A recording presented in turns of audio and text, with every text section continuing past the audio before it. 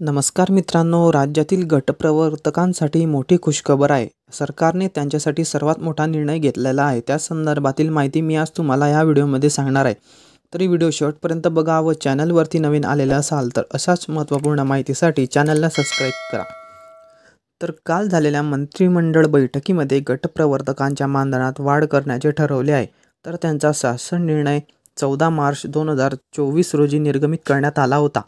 त्यानंतर दिनांक 25 ऑगस्ट 2024 रोजी झालेल्या मंत्रिमंडळ बैठकीत गटप्रवर्तकांच्या मानधनात 4,000ची भरीव वाढ करण्याचा निर्णय घेण्यात आला आहे.